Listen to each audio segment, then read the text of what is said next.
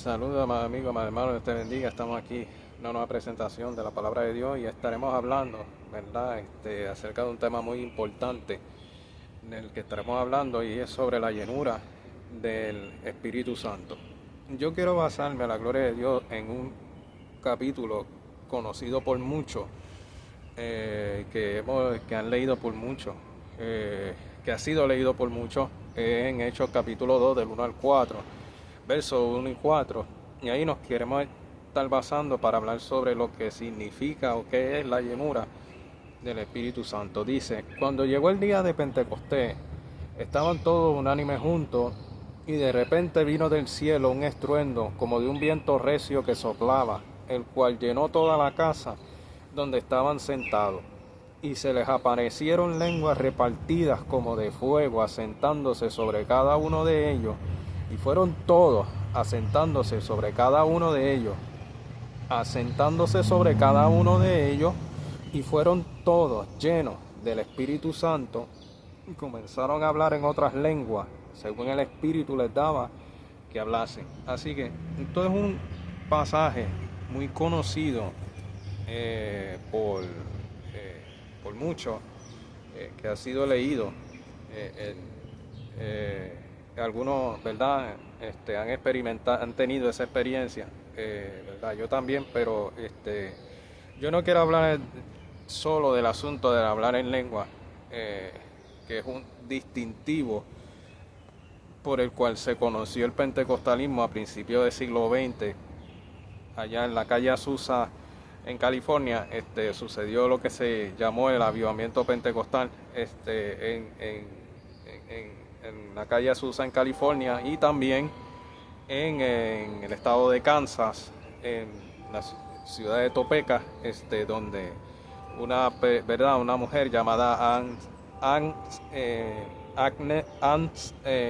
Agnes Osman comenzó a hablar en lengua, en idioma chino que ella no conocía, pero comenzó a hablar en chino en un servicio en la iglesia, y entonces de esa manera se comienza el avivamiento pentecostal en Estados Unidos, primero en Kansas, ¿verdad? A principios de los 1900, y en el 1906 en California, en la calle Azusa. Así que realmente esto es una experiencia que no, ¿verdad? El hablar en lengua es algo que es la promesa que Jesús dejó a los discípulos, y les dijo de que no se movieran de Jerusalén hasta que fuesen investidos de poder de lo alto. La razón de todo esto es que Jesús previó de que la evangelización o la predicación del evangelio iba a tener oposición de la gente que no es creyente. Usualmente hay mucha gente por ahí que dice que ama a Dios, pero la verdad es que no.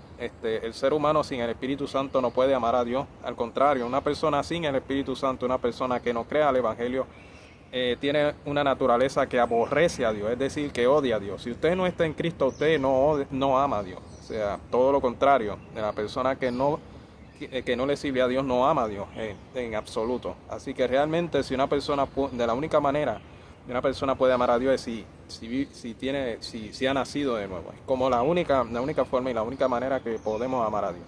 Así que Jesús dijo de que el que me ama, mi palabra guardará. Así que realmente parte de guardar la palabra de Dios es aceptar el mensaje del evangelio y nacer de nuevo. Así que prácticamente hay mucha gente por ahí que dice que ama a Dios porque cree en Dios y respeta a Dios, pero también Satanás sabe la palabra. Satanás conoce, es un buen teólogo también. Satanás ha visto a Dios también. O sea, Satanás respeta a Dios porque los demonios creen y tiemblan. Así que realmente decir que uno ama a Dios y no obedecer a Dios, no hay ninguna diferencia entre Satanás y la persona que dice eso. Así que realmente estar lleno del Espíritu Santo es algo indispensable en la vida cristiana. Y Jesús previó de que le dijo a sus discípulos que no se movieran, que se mantuvieran tranquilos hasta que eso les ocurriese, porque la evangelización siempre, la predicación siempre va a tener oposición, ya sea de los incrédulos ya sea del enemigo de las almas, pero siempre va a tener oposición, porque este mundo, como decían unas presentaciones atrás, no está gobernado por Dios, está gobernado por el príncipe de este mundo que no es Cristo. Así que realmente vamos a estar aquí basándonos aquí, que dice también que cuando llegó el día de Pentecostés, Pentecostés era una festividad que aglomeraba personas de diferentes regiones, y en Deuteronomio 16, si vamos, versos 9 al 11, dice, hablando de la fiesta de Pentecostés, 7 semanas contarás desde que comenzare a meterse la hoz en las mieses, comenzarás a contar las 7 semanas. Y harás la fiesta solemne de la semana a Jehová tu Dios, de la abundancia voluntaria de tu mano será lo que diere, según Jehová tu Dios te hubiere bendecido. Y te alegrarás delante de Jehová tu Dios tú, tu hijo, tu hija, tu siervo, tu sierva, el levita que habitara en tus ciudades, el extranjero, el huérfano, la viuda, que estuvieran en medio de ti, en el lugar que Jehová tu Dios hubiera escogido para poner allí su nombre. Vamos a leer el 12. Y acuérdate de que fuiste siervo en Egipto, por tanto guardarás y cumplirás estos estatutos.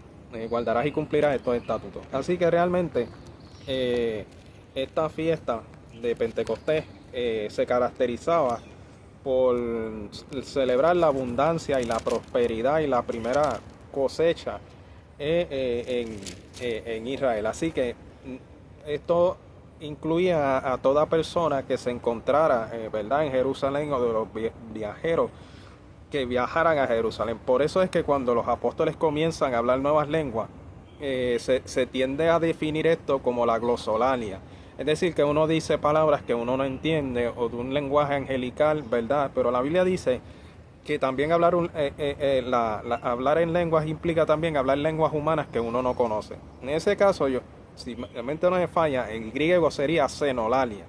Pero la xenolalia implica de hablar lenguas de idiomas conocidos. Así que cuando los apóstoles comienzan a hablar en lengua, los apóstoles y los 120 allí reunidos, porque desde la muerte de Cristo y resurrección, ¿verdad? Y ascensión, pasaron 50 días después para este acontecimiento. Por eso después de 50 días esto pasa.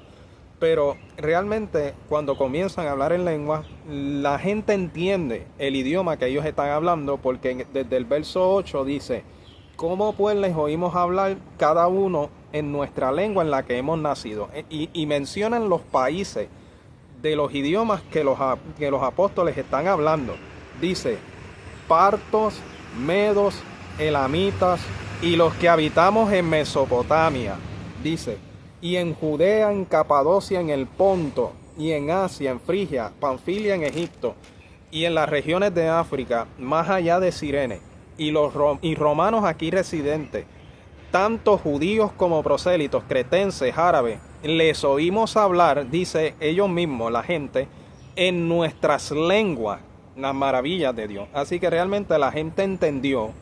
Ellos comenzaron, el milagro de hablar en lengua no fue porque no resultó en el hecho de que ellos estuvieran hablando cosas que nadie entendía, sino que ellos estaban hablando cosas, ellos estaban hablando un perfecto idioma que ellos no habían estudiado. Es como si yo comenzara ahora a hablar ruso, que eso sería un sueño hecho realidad, sin haberlo estudiado, pero hablando un perfecto ruso, que cuando una persona nacida en Rusia me oye, me entiende perfectamente bien en su lengua nativa. Es decir, de que, y esto mismo es lo que pasó en el día de Pentecostés. La gente entendió, lo que la gente le maravilló fue que decían: no son galileos esta gente, o sea, estas personas no hablan el idioma que nosotros, no han estudiado el idioma que nosotros hablamos. Sin embargo, a pesar de eso, de no haberlo estudiado, están hablando en mi lengua nativa de una manera tan perfecta, y el mensaje que transmiten en mi lengua nativa son las maravillas de Dios. Así que realmente esto quiere decir de que el evangelio se encarna en cada país. Es decir, de que una forma de evangelización, una forma sana de evangelización, no es occidentalizar a los países donde uno llega, porque a veces un mal misionero haría eso, sino que el Evangelio tiene la manera de cómo encarnarse en la cultura de cada continente, de cada región y de cada país, brindando salvación, pero sin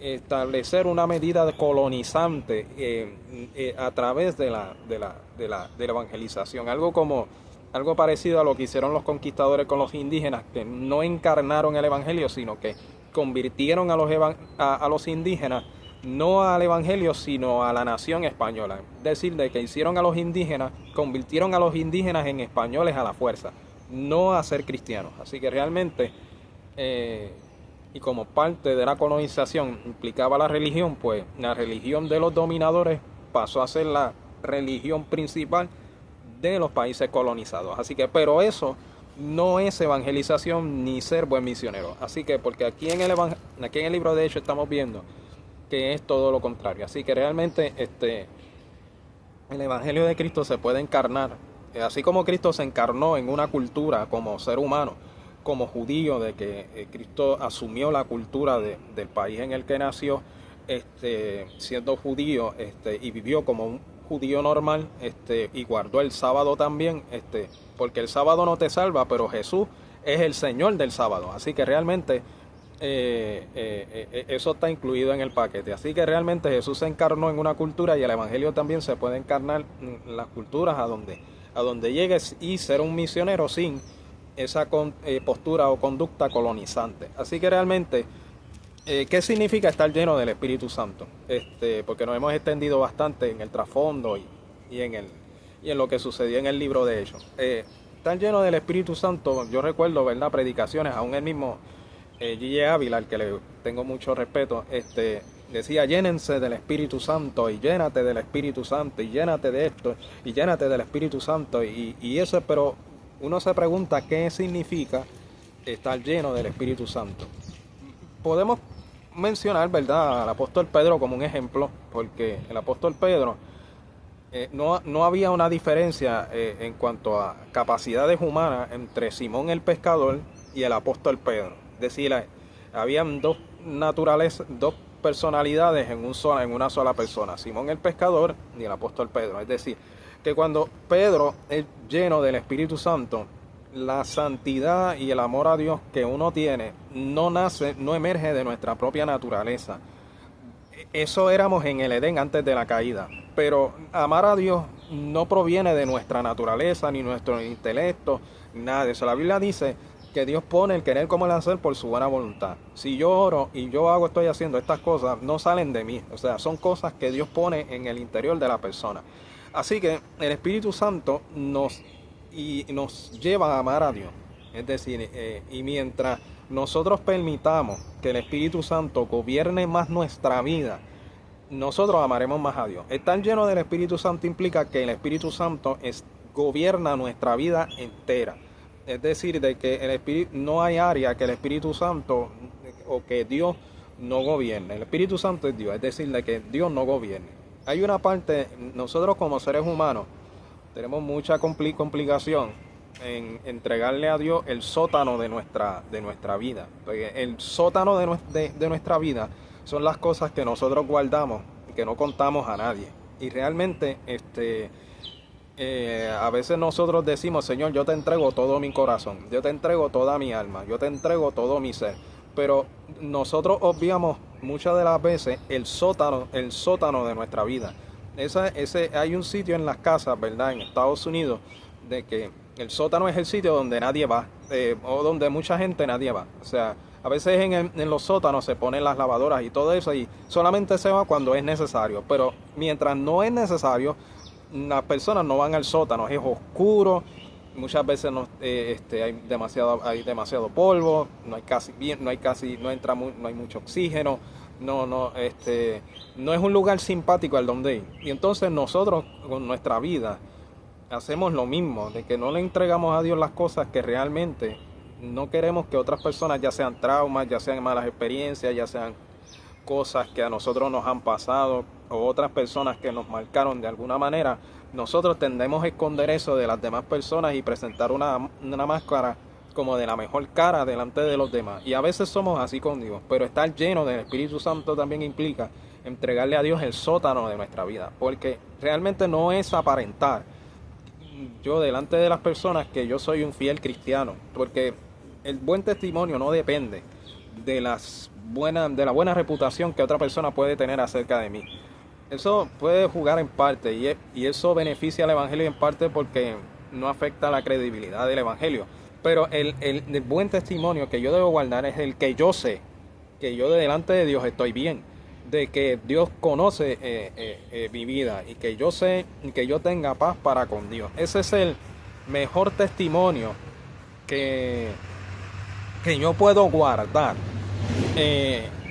delante de Dios. El mejor testimonio que yo puedo guardar delante de Dios es ese, de que ya yo sé que mi sótano también lo ocupa el Espíritu Santo. Así que realmente estar lleno del Espíritu Santo no es que yo voy a estar todos los días, todo el tiempo,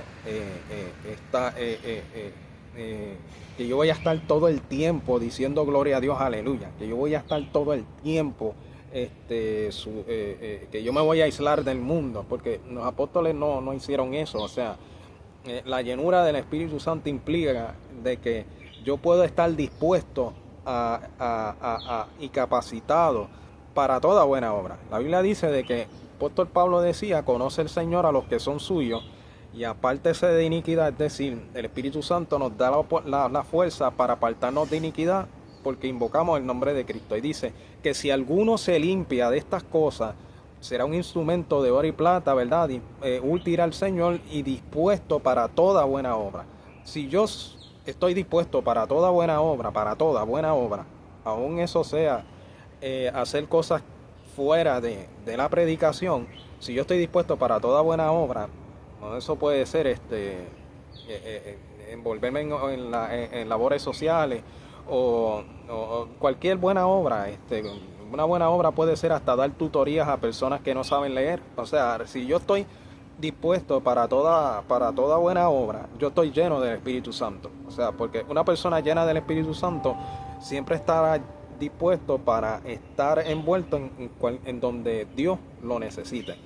Una persona que no está llena del Espíritu Santo, pues obviamente pues no estará dispuesto para toda buena obra. Así que realmente es un cristiano que todavía le hace falta entregar su vida más de lleno, es decir, permitir que Dios gobierne más su interior para poder ser una persona funcional en todo. Así que realmente cuando los apóstoles fueron llenos del Espíritu Santo, el Espíritu Santo puso el amor a Dios, porque la persecución no los apagó, o sea, la oposición no los apagó, o sea, por los latigazos no los apagaron, las piedras, el que fueran apedreados no los apagaron, la cárcel no los apagó, la persecución no los apagó, no cambiaron el mensaje ni lo ablandaron, porque predicar a Cristo como crucificado era algo revolucionario para Roma, porque un crucificado implica que Jesús murió como un rebelde al imperio, como un rebelde del imperio. Así que predicar de que la salvación estaba en una persona que había sido crucificada y había resucitado era un mensaje demasiado perjudicial para Roma, y por eso los cristianos fueron perseguidos. Así que realmente ellos no cambiaron el mensaje porque a Roma no le gustara. Así que realmente estar lleno del Espíritu Santo implica eso, que Dios gobierne cada más profundamente nuestro ser, para que podamos ser seres funcionales para el reino de los cielos. Porque la importancia de la predicación del Evangelio en sí es proclamar la buena nueva de salvación del Evangelio. Así que realmente como decía ahorita, el Evangelio sí va a tener oposición, ya sea de Satanás o de los incrédulos o de quien sea. Si usted es cristiano y está lleno del Espíritu Santo, y en el sitio donde usted se desenvuelva va a tener oposición. El apóstol Pablo decía que toda persona que desee vivir piadosamente en Cristo Jesús padecerá persecución. Eso es inevitable. Mientras más profundamente usted se entregue a Dios y usted decida vivir el Evangelio, no va a poder obviar la persecución. Así que realmente el apóstol Pablo lo dijo muy bien: nosotros tenemos lucha contra principados, potestades y gobernadores de las tinieblas, que quiere decir que nuestro enemigo es mucho más mortal de lo que nosotros podemos pensar. Así que realmente estar lleno del Espíritu Santo no es una opción. O sea, yo no tengo, o sea, no es opcional la llenura del Espíritu Santo. De hecho, en el libro de Lucas, en el Evangelio de Lucas y en Hechos, en la descripción desde Cristo hasta los apóstoles de que se da, usted lee en el capítulo 4, verso 1, Jesús lleno del Espíritu Santo fue llevado al desierto. Y Jesús en el poder del Espíritu después de la tentación va a Galilea. Y los discípulos estaban llenos de gozo y del Espíritu Santo. Así que ser lleno del Espíritu Santo no es una opción, sino que es nuestra alternativa para ser personas capacitadas y enviadas para cumplir el mayor propósito que se nos ha dado a nuestra vida como creyentes, que es ser parte del ministerio de Jesús cumpliendo la gran comisión. Así que, amado amigo, amado hermano, Dios te bendiga.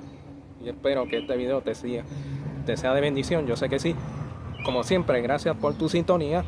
Y como siempre, amado amigo, que Dios te bendiga, la paz de Dios sea contigo.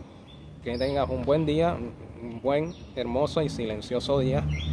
Gloria a Dios y que Dios te bendiga.